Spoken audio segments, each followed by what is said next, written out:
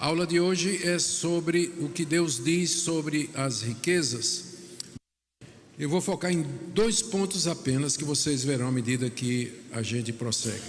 Então, eu queria que você abrisse sua Bíblia em Mateus 6, verso 19 a 34. É uma passagem do Sermão do Monte. Por que falar sobre dinheiro a partir das palavras de Jesus? Jesus não veio para salvar o mundo. O assunto de Jesus não é salvação, não é perdão. Gente, Jesus falou mais de dinheiro do que sobre amor, para você ter uma ideia. Porque o dinheiro tem um poder tremendo na vida da gente. E se a gente não souber se relacionar direito com o dinheiro, tudo mais dá errado na vida da gente. Por isso que o Senhor Jesus falou tanto sobre dinheiro. Só no Sermão do Monte, pelo menos em 3 ocasiões, ele se referiu à questão dos recursos e as finanças desse mundo. E eu vou pegar uma passagem onde ele pergunta aos seus discípulos: quem vocês vão servir? A Deus ou as riquezas? E logo em seguida ele entra na seguinte questão: como é que vocês vão viver? Vocês vão viver ansiosos com relação ao futuro, dinheiro, ou vocês vão viver pela fé em paz? Então são 2 problemas que todos nós enfrentamos e para os quais nós precisamos de orientação. Por isso que eu peguei as palavras do próprio Senhor Jesus, para não pensar que isso é palavra nossa. Então vamos lá. Nós temos vários motivos para nós estudarmos a respeito dos bens materiais, de dinheiro, riqueza, posses. O primeiro deles é porque, como eu já disse, essas coisas têm um papel central em nossa vida. Nossas decisões são geralmente tomadas com base em nossa condição financeira. Preciso mudar, preciso trocar de carro, preciso mandar meu filho para o college, preciso de uma nova, fazer uma reforma na minha casa, então preciso ir para uma determinada igreja. Tudo isso vai ser decidido com o elemento financeiro levado em consideração. Pessoas que tomam decisões sem saber quanto elas custam, geralmente nós chamamos de irresponsáveis, porque elas não tomam decisões só para depois saber perguntar: mas peraí, quanto é que vai custar isso aqui, não é? Que é a primeira pergunta que a gente devia fazer, seguindo aquela regrinha básica de economia doméstica: nunca gaste mais do que você ganha, não é? Que é uma regrinha básica. Bom, então por isso que é importante a gente falar sobre bens materiais. A segunda coisa é porque é importante saber o que é que Deus ensina na Bíblia sobre esse tema, uma vez, conforme nós já vimos na aula anterior, que Ele é o dono de tudo. Se Ele é o dono de tudo e eu tenho tudo como emprestado, eu preciso saber se o dono do meu dinheiro aceita que eu use daquela maneira. Eu estou numa casa alugada, eu quero fazer uma reforma, mas eu não vou simplesmente fazer a reforma, vou perguntar ao landlord, vou perguntar ao dono da casa se ele aceita que eu faça uma reforma dentro da casa, uma vez que a casa não me pertence, é uma casa alugada. Então, o que é que Deus diz sobre dinheiro, para que eu possa usá-lo corretamente? A terceira razão, eu já disse, é que a Bíblia fala mais de dinheiro e de bens materiais do que sobre amor, e o próprio Jesus é o maior exemplo disso. E a última coisa é que a situação econômica, tanto do Brasil quanto dos Estados Unidos, nos desafia a entender bem o papel dos bens materiais e como enfrentar as dificuldades que naturalmente nós iremos encontrar. Então, essa lição vai abordar essas questões a partir das palavras do Senhor Jesus. Você vai anotando aí a dúvida que você tiver, esperando que no final nós tenhamos tempo para isso. São 11h37, eu vou tentar terminar perto de meio-dia, embora, como eu disse, é sempre uma tentação, nunca eu consigo. Bom, vamos ler em primeiro lugar a Mateus 6, do verso 19 até o verso 21. Não acumuleis para vós outros tesouros sobre a terra, onde a traça e a ferrugem corroem, e onde ladrões escavam e roubam. Mas ajuntai para vós outros tesouros no céu, onde traça nem ferrugem corrói, e onde ladrões não escavam nem roubam, porque onde está o teu tesouro, ali estará também o seu coração.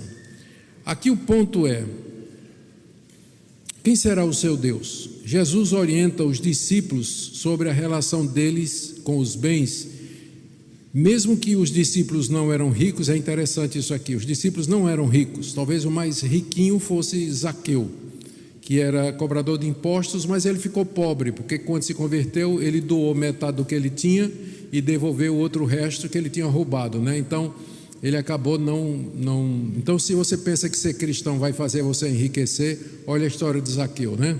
Ele perdeu tudo que tinha. Bom, mesmo não sendo rico, os discípulos não eram ricos, mas mesmo não sendo, a riqueza é uma tentação para todos. Além disso, os discípulos tinham que lidar com os fariseus e os líderes religiosos de Israel, que eram muito avarentos e gostavam muito de dinheiro.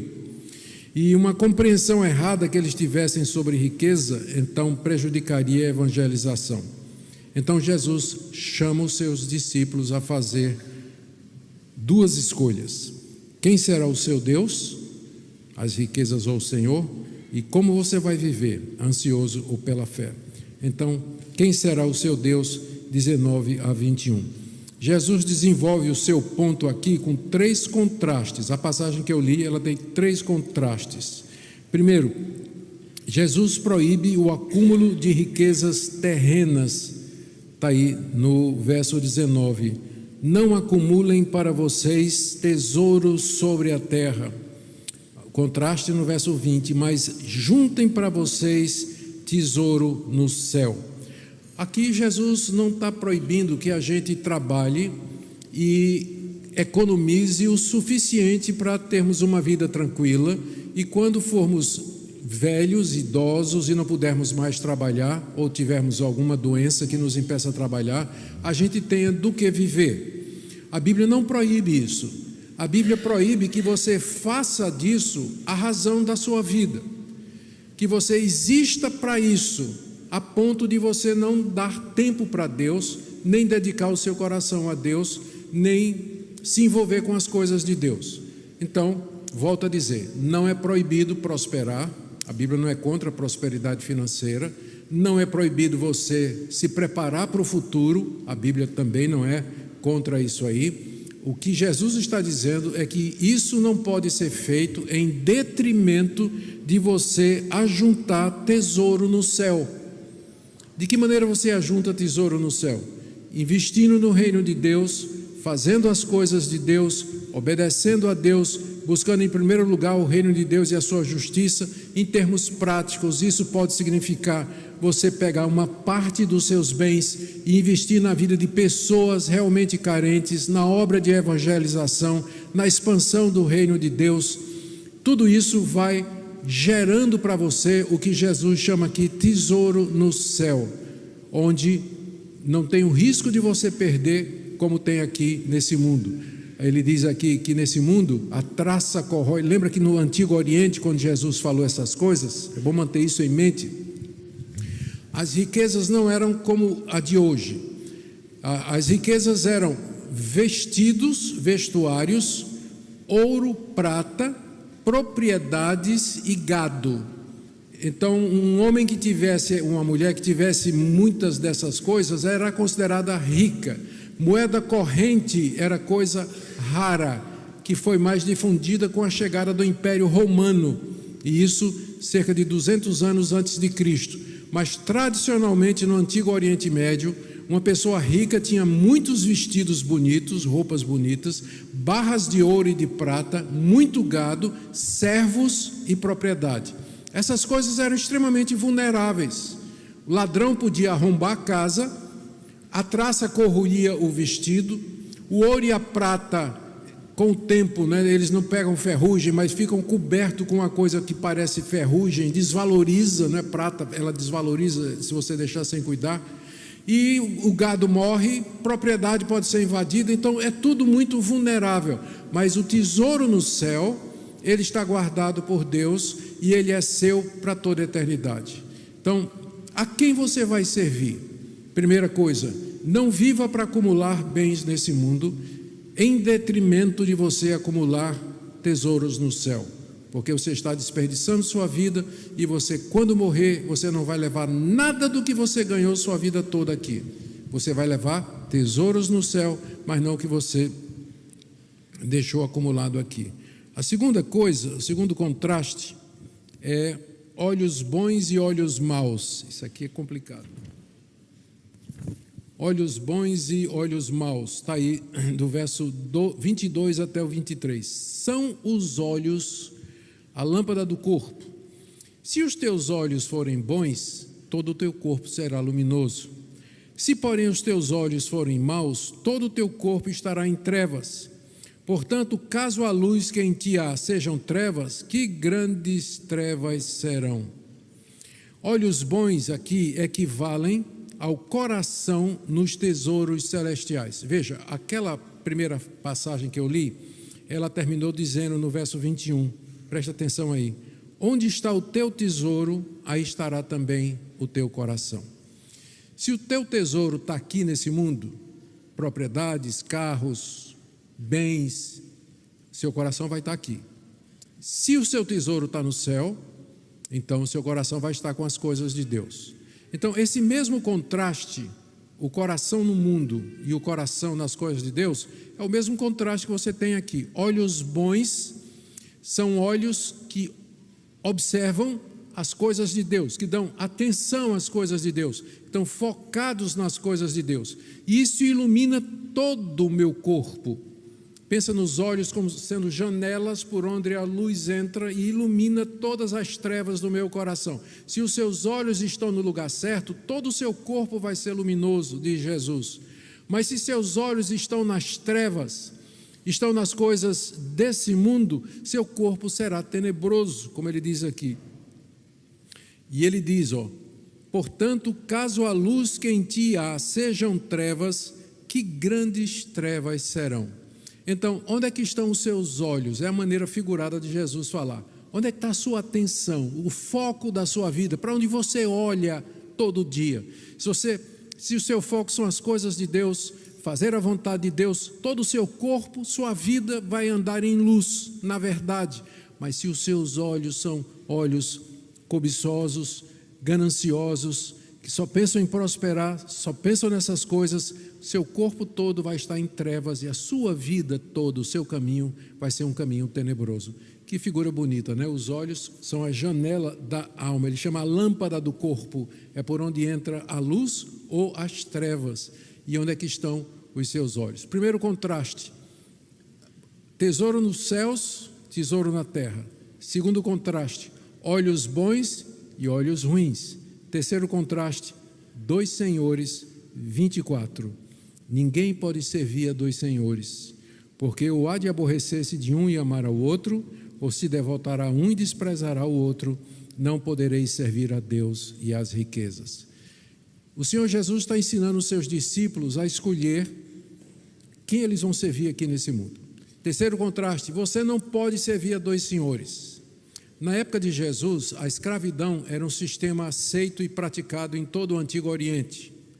A Bíblia não fala diretamente contra a escravidão, mas ela deixa a semente quando ela ensina que todos os homens são iguais diante de Deus. Todos os homens são iguais diante de Deus e que nós temos que ser justos e que nós devemos abençoar os outros. Não é Wilberforce, um lord inglês, no parlamento inglês, séculos depois, usou a Bíblia como base para acabar com a escravidão lá no Império Britânico. Foram os cristãos quem foram usados por Deus para acabar com esse sistema de escravidão terrível. Isso poucos anos depois da Reforma Protestante. Começou lá na Inglaterra. Primeiro, Calvino, lá em Genebra, diminuiu o tempo de trabalho e proibiu o trabalho das crianças, e depois Wilberforce acabou com a escravidão. Mas isso é detalhe. Mas Jesus está falando numa situação em que a escravidão era aceita, era o status quo. Ele não está entrando se é certo ou errado, ele está apenas partindo da realidade. Na realidade de Jesus, o escravo era escravo, ele só tinha um dono, e o dono tinha poder de vida e morte sobre ele. Então, ele não podia servir dois senhores, ele ou servia um ou servia outro, e nas palavras de Jesus, ou há de aborrecer-se de um e amar o outro, ou se devotará a um e desprezará o outro. Essa era a situação daquela época. E quem são esses dois senhores? Ele diz aqui: não podeis servir a Deus e às riquezas. Literalmente, riquezas, Mamon, que era o nome de uma divindade, era o nome de um deus pagão, que Jesus chama as riquezas, como se Jesus trata as riquezas como se fosse um deus. Não é interessante? A gente costuma dizer que dinheiro é neutro, o que importa é o uso que nós fazemos dele. Mas a experiência mostra que o dinheiro não é neutro, o dinheiro é uma potestade. O dinheiro quer ter domínio sobre você, ele quer controlar a sua vida, ele quer ditar o que é que você vai fazer, o que é que você faz, o que é que você não faz. Ele quer que você se curve diante dele, que você o sirva, que você o adore. Então, Jesus chama o dinheiro de uma potestade, quando diz assim: não podeis servir a Deus e às riquezas. Riquezas é Mamon, é um Deus. Então, a gente sabe do poder desse Deus na vida da gente, não é mesmo? Se a gente tem esse Deus, a gente está feliz. Se esse Deus nos falta, a gente está angustiado, preocupado, fazendo conta na ponta do lápis e, enfim, todas as coisas que nós, como imigrantes, sabemos o que passamos, não é? Sabemos o que passamos. Então, essa é a pergunta que Jesus faz e ecoa até o dia de hoje. A quem você vai servir? Três contrastes. Você vai viver para acumular tesouros aqui na terra ou no céu? Os seus olhos, onde é que vai estar a sua atenção? Nas coisas de Deus ou nas coisas desse mundo? Olhos bons e olhos maus, luz e trevas. Terceiro, que Deus você vai servir? Mamon ou Deus Todo-Poderoso? Esses contrastes, é bom explicar antes de passar para o próximo ponto, de que maneira nós vamos viver. Eles não são necessariamente excludentes, porque você pode, como eu disse, servir a Deus de todo o coração e ser alguém que se dedica a ganhar o pão de cada dia com fervor, com intensidade, com honestidade, com diligência. Aliás, a Bíblia proíbe a preguiça, ela condena a preguiça, o que significa que a diligência e o trabalho são recomendados por Deus. Primeira coisa que Deus fez quando criou o homem foi botar uma enxada na mão dele e dizer: você vai agora cuidar do jardim. Então, o trabalho é algo digno, é algo que nos completa. Foi o próprio Deus que nos fez para isso. Então, quando eu faço esses contrastes, quando Jesus está fazendo esses contrastes aqui, ele não está dizendo que a gente não pode, que a gente vai ficar então orando, jejuando e esperando que caia um saco de dólar lá do teto na mesa da gente, que passe alguém com um cheque todo dia de manhã na frente de casa para a gente depositar na conta da gente, passa um Zé misterioso, aparece lá todo dia na nossa conta, ninguém sabe se foi o anjo Gabriel ou qualquer outra coisa. Ele não está dizendo isso, porque não vai acontecer. Você vai ter que trabalhar, você vai ter que ir atrás. O ponto é quando você faz disso a razão da sua vida. E, gente, se isso é uma tentação para todo mundo, é mais para os imigrantes como vocês e como eu.